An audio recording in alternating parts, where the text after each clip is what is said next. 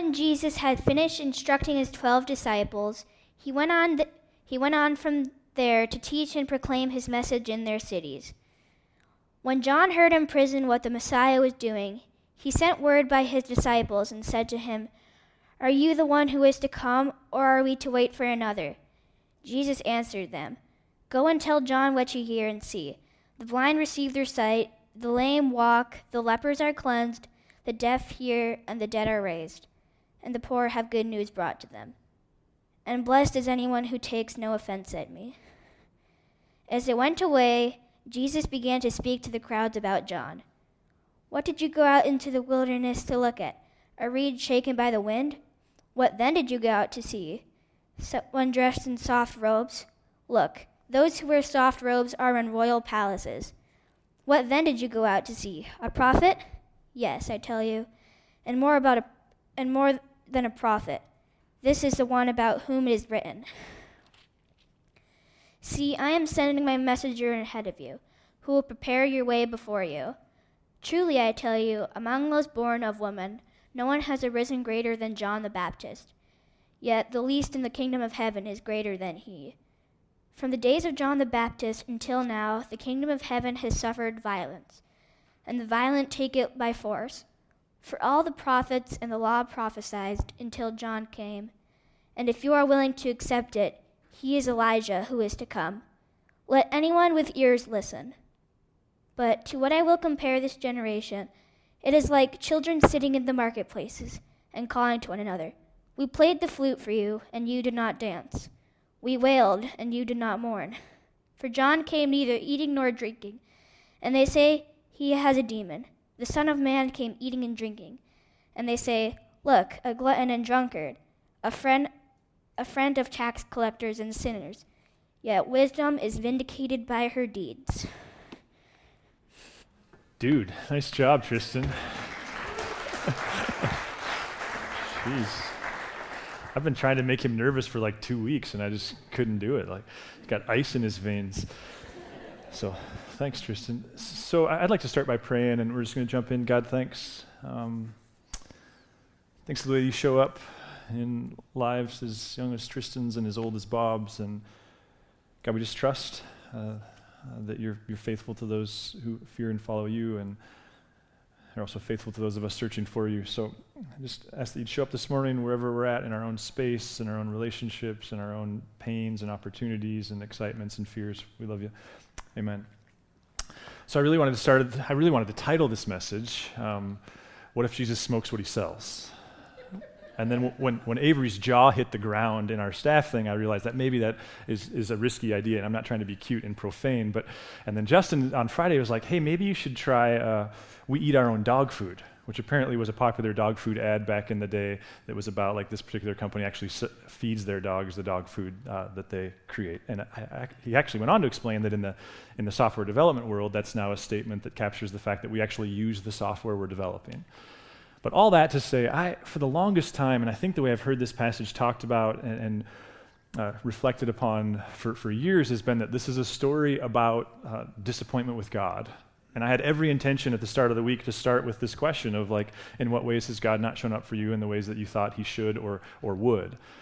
But I actually don't think that's the heart of the story. I think it's a worthy reflection, but I think this story has more to do with this cultural moment.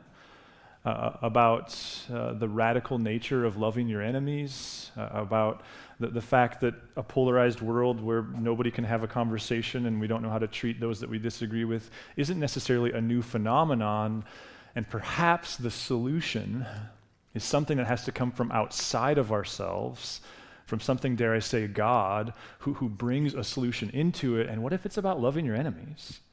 I mean, this is slow down, and if you've not been with us in this series, I think the context here is really important, and even if you have, part of what we're trying to do in this series is not just tell the narrate Jesus story or the progressive Jesus story or the conservative Jesus story, but to try to go, what's the Matthew Jesus story? And to allow it to sit with itself. And so within Matthew, the context is what? Well, back in chapter 9, what we started to see was that things weren't going the way you might hope that they would go if you're Jesus. That large groups of people, dare we say the vast majority of people, We're not interested in Jesus' invitation to come be his apprentices. And in fact, they were transitioning from we don't believe in you to you're evil.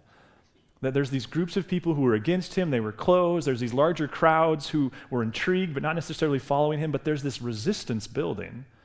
And then last week, in a week that illustrates why I've always been terrified of series like this, because what do you do when you get to a chapter that you don't know what it means? But last week, to the extent that I do understand what we're supposed to do with it, it was about Jesus is raising up a new community. What he started with Adam and Eve, what he continued with Abraham and Israel, he's doing now through the followers of Jesus, through these new apprentices, and he sends them out. And yet a big part of the piece in chapter 10 was I'm sending you out, but don't expect them to buy what you're selling. Don't expect them to necessarily like you. They don't like me. It's another strong indication of resistance, which seems to be Matthew's desire to speak to the early church, that the fact that we're facing resistance years later doesn't mean that Jesus wasn't who he said he was. He told us this was going to happen. But now what happens? Well, now what happens is we're not talking about anonymous crowds. We're not talking about Chorazin or Bethsaida or these other communities where even more anonymous crowds are rejecting Jesus. Who are we talking about now? We're talking about John the Baptist, who's arguably Jesus' closest confidant on the planet, one of his very best friends, the loudest endorser of his ideas, who was himself pre-Jesus a really big deal. What John's audience knew about John is something we can debate, but what seems clear is they would have known more than what Matthew tells us, because John the Baptist in his own day was a very big deal. Pre-Jesus, he had the biggest church, the most popular podcast, the best-selling books, if you will. His business was the most successful in town. He was the talk of town. Even to this day, there's actually kind of a cult movement that still follows John the Baptist, not Jesus. He was a celebrity. He was a spiritual giant. And then Jesus comes of age, and John gets out of the way. He immediately exits stage left. He defers to this man that he says is the Messiah. But then what happens? Think about the last time a confidant betrayed you. Think about the last time that someone that you thought you could trust got you in the back. That's, I think, what this story is about. I think it's asking the question, how does Jesus actually respond to his enemies? Because we got it in a teaching, we got it in the Sermon on the Mount, we got it as an idea, but played out in real time, does Jesus smoke what he sells?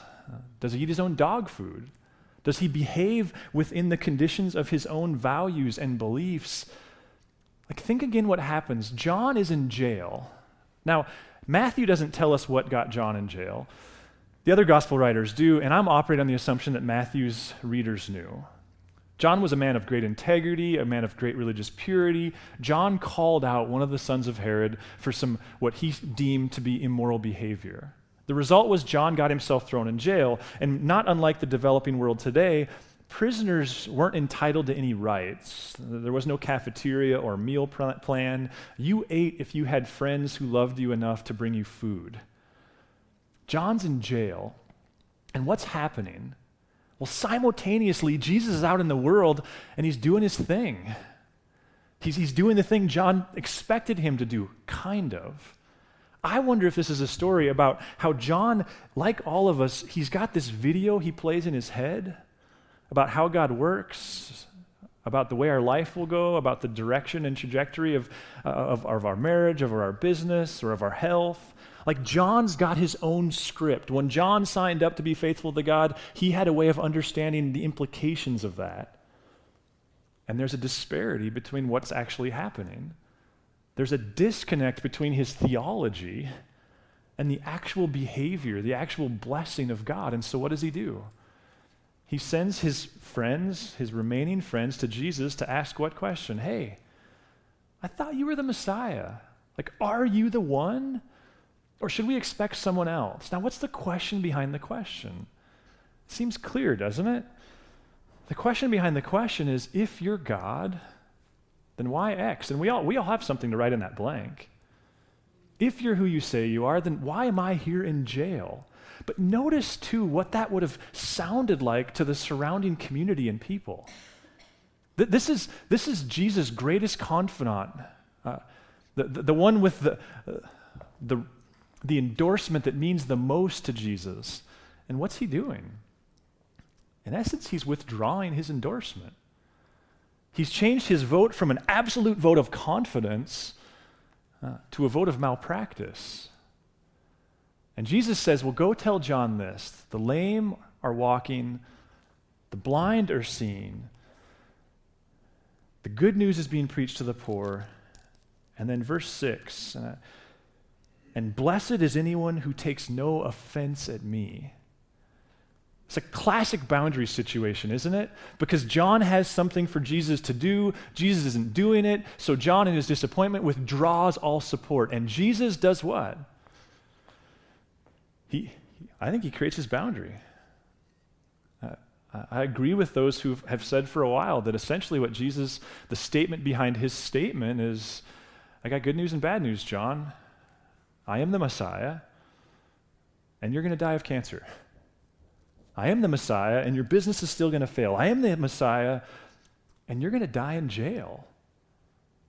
But I think for me, and I'm convinced the context is such, that the real weight of this story is what happens next. Because John's friends leave, and what does Jesus do? Does he do things the way we do things? You call me a low good, a no good, you know what? And I'll return serve. No, what does Jesus do? John leaves and Jesus goes, hey, who'd you go out into the wilderness to see? A reed swayed by the wind? Which of course is just a tall blade of grass, more or less. Reeds were on the coinage of the Herods. It was an idiom for that which was unreliable or lacked integrity. So Jesus says, what'd you go out to see? A guy who lacks integrity? And it's very Socratic. Of course, he's saying, that's not John. What he's really doing is endorsing John. So John just undercut him. And what's Jesus say of John? Man, that guy has got some integrity. What'd you go out to see? A man wearing soft clothes? I mean, what an insult. Like, what is that, hairspray in your hair kind of a thing? Is he talking about the religious elite? Is he talking about the Herods? I don't know. But Jesus says, no, because those guys, they live in palaces. Again, what's he saying? What'd you go out to see? A guy who's a sellout? A guy who's only in this to pay his mortgage? A guy who's in this for his own fame and glory? Did you go out to see somebody who's not really vested in the people that he's serving? Not John. John's been eating wild insects. John's been sleeping on a cot, we would say, in modern parlance.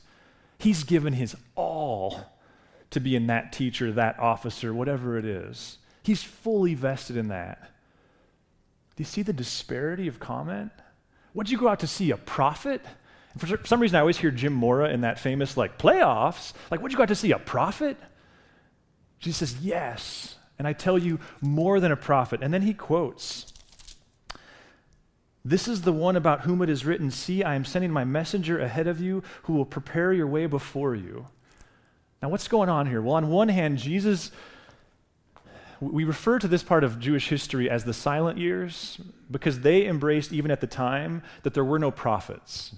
There were no more Isaiahs or Jeremiahs or Malachi's or anybody else. What they understood was that the next prophet will be one like Elijah, and the next person will be the Messiah. So Jesus is saying, John's that guy, which is also him saying he's the Messiah.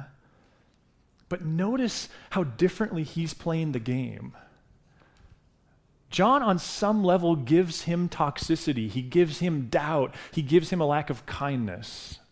I wonder if part of the value of this story is, how does God think of you when you're not really keen on God? How does God respond to you when you're not necessarily responding to him? John gives him one thing, and I think Hannah did such a great job of this summer, of speaking to this whole love your enemy idea, that the Jesus way is there's evil, there's toxicity in the world, and that God's plan for removing it, the scalpel that God's going to use is a people who have a way of taking in evil, have a way of taking in venom, have a way of taking in toxicity, and then like a plant, metamorphosize and not give it back poison, but give it back that which gives life.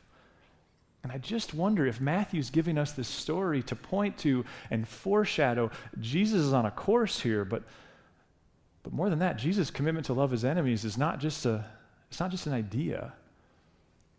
It continues, truly I tell you, among those born of women, no one has arisen greater than John the Baptist. Yes, the least in the kingdom of heaven is greater than me. Okay, what's going on there? Well, in the first part of the sentence, it sure seems that what he's saying is, go ahead, line them up. Line up your heroes. Who are they? Miriam? Moses? Like the cultural icons, the Jewish faith heroes. Esther? Deborah? Amos? Line them up. Who are they? David? Solomon? When you put John in that whole context, none of them compare to John. But again, look at emotionally what he's doing. John takes a shot at Jesus, and what does Jesus do? He goes, he's the best. So what's with the whole like greater than the kingdom of heaven, all that stuff? Well, I think it's like this. She was the best doctor ever before penicillin was invented. Like, he was the best surgeon before they understood sterilization and bacteria and germs and things of that sort.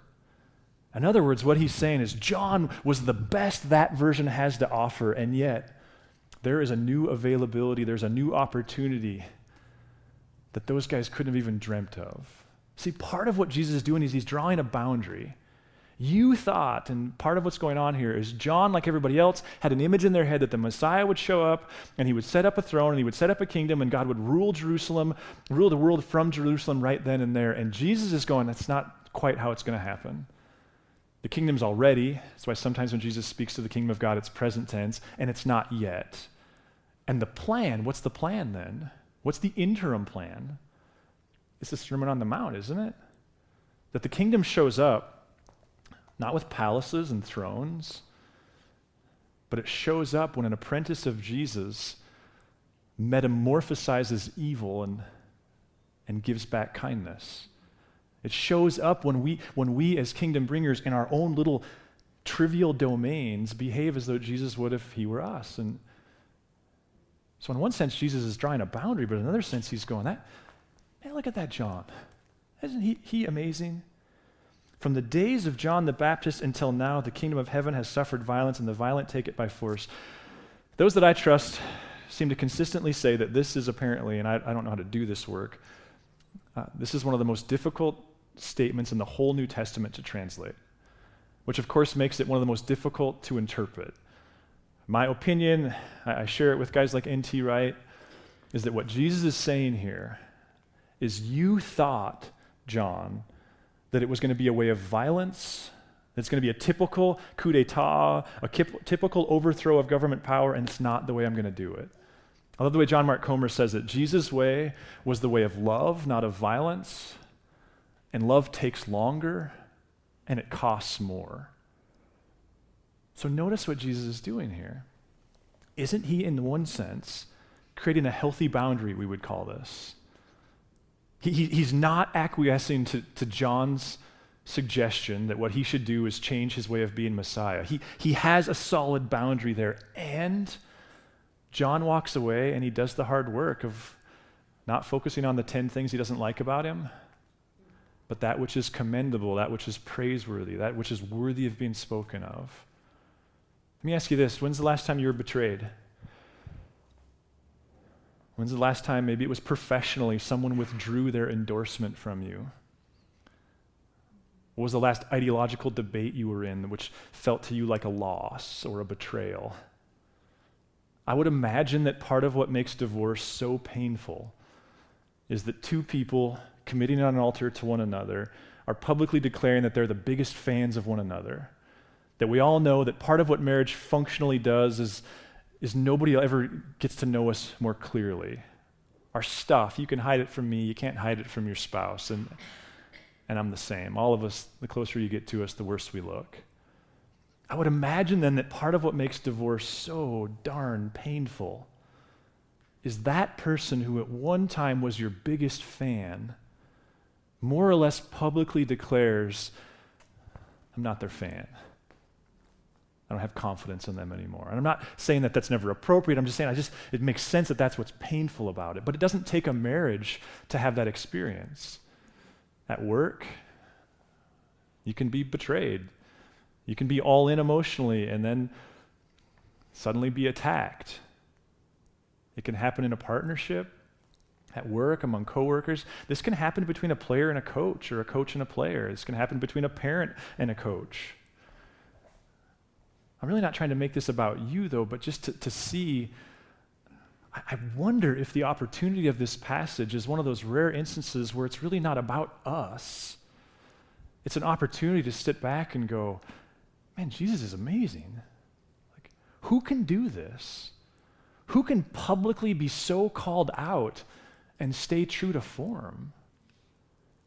You know, I was thinking this week, my friend Vern, who I reference often because he hired me as an intern when I was 20 and I worked for him for 10 years, and I can, without any hint of hyperbole, say Vern is the single most talented person I've ever known personally. He checks all the boxes, which is why after planting a church, it was a mega church within a month or two, or a year or two, I guess more literally.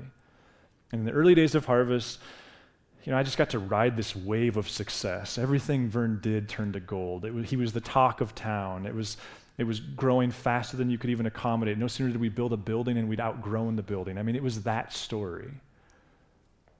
My most clear memory with Vern, and the only memory I have with him in my office, we had a large office complex. It wasn't his style to swing into our office. He respected kind of block times and things like that, and he had his own, and we met often, but it was always in his office. My only memory of him in my office, and my most clear memory with him, were, I have to think it was just a couple months from moving, but it's of course blurry. But he came in my office, which is what makes it memorable, and I had this pleather Target sitting chair in the corner, and he just kind of slouched on this thing. I mean, just kind of draped himself on it, and his eyes were bloodshot, watery. And what had happened in the last couple years, and I'm not really trying to offer comment on the extent to which Vern was right or wrong, that's really not my point, but what happened in the last couple years was things were deteriorating. Very close friends of Vern were suddenly critics of Vern. People were going their own way. And again, sometimes there's appropriate reason to do that. I'm not trying to offer comment on that. What he said is what sticks with me.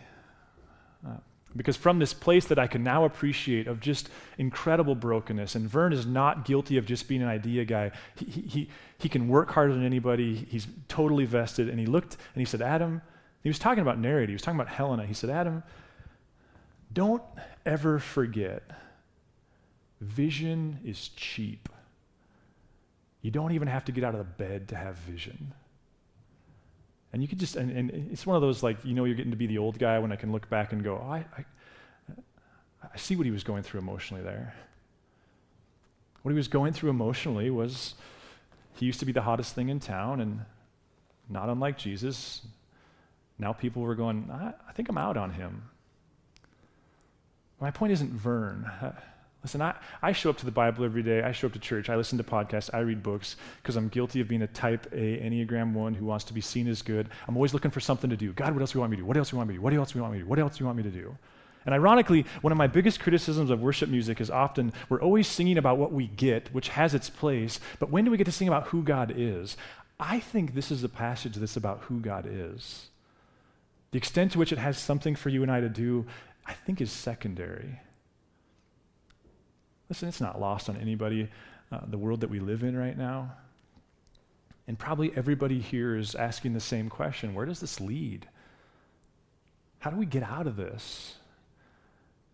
I was with a friend, some of you will know John Molyneux, who leads Justice International, or Love Justice now, who we've done races with. He's a Helena guy who leads this slave trafficking organization that's literally spread all over the world. He lives in Kathmandu, literally, like not like a Charlie Brown thing, like he literally lives in Kathmandu. And I asked him this week, I said, how is what's happening in the U.S., how is what's happening in the world different than what's happening in the U.S.?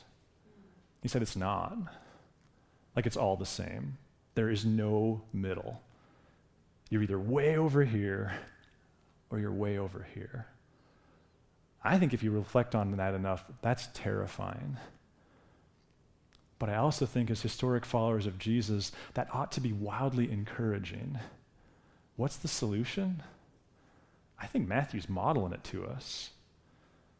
The crowds are turning on Jesus. We're about to read in a couple chapters, people start arranging for his death. What's his response? Look at that John. I mean, is he the real deal or what? what if Jesus meant it?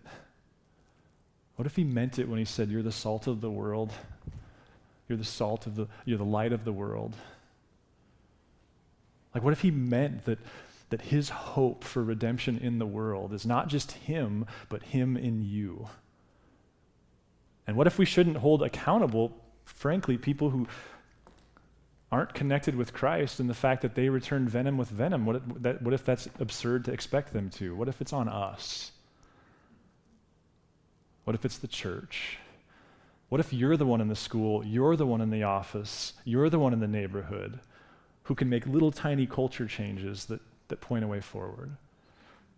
Let's just talk about the ADA trail. We're many of us upset, and if you don't follow us on Facebook, there's this whole thing, and tomorrow you can log on to a city council meeting and vote your displeasure about the fact that the ADA trail has come under controversy, which seems absurd. But what if the bigger question is, how are you going to show up? What's the response? Do we actually have something different to say to the world? Or we just have a different ideology? I'm reading this book right now that a friend recommended who's a Catholic, and it's called From Christendom to from the Age of Christendom to the Apostolic Age, which is pretty heady stuff, I suppose. Really what it's saying is, we don't live in a majority Christian world anymore. What do we do? And the metaphor that he creates, I think is so powerful, because he goes on to say, before the metaphor, I guess, never in the history of the world have we been dealing have we been evangelizing a people who used to identify as Christian. It's a brand new moment in history. And he says it's kind of like the difference between, and he's pointing to our strategies have to change. It's kind of like the difference, he says, between meeting somebody and wooing them to marriage versus getting divorced from somebody and wooing them back into marriage. It's going to take a different approach, and it's probably not going to be won by superior ideology. It's probably going to be won by what? Look at that John. Isn't he amazing? As the band comes forward, we're going to give you a chance to reflect through communion, and ushers can come forward to get ready for that. I think there's a twofold opportunity, and I just want to start with the first one. Are we really sitting with just how amazing of a person Christ was? Maybe for the first time in your life, you can appreciate how difficult the cross must have been, not because of the pain, but because of Jesus' refusal to defend himself in some way, because of his commitment to take the world's worst punch, and though he could have called in huge armies to flatten them, he answered with something different. How does that opportunity show up for you right now? At the office, at the school, in the way you show up on social media? What if the hope of the world really is Christ? And what if Christ's hope for the world really does reside in you? Just an everyday person who has a pretty normal job, that goes to work and has a swath of influence that nobody else on the planet has. Jesus, thanks that you're not a God that lacks strategy. It's just a slow one and a costly one. And so, Lord, we also understand boundaries are a real thing, and you had those. But, God, that people don't want to hear it right now, and we're not going to win anything with words, but to show up and treat people well and to find in them that which is good and commendable. We just pray, Lord, that in our little tiny corner of our little tiny town and our little tiny state and our little tiny country, that all over the world you're moving in Christ followers to refine the way of loving enemies and speaking well of those who persecute us. We love you, God. Amen. Thanks for listening. If you'd like to learn more about Narrate Church, find us online at narratechurch.org or look us up on Facebook or Instagram.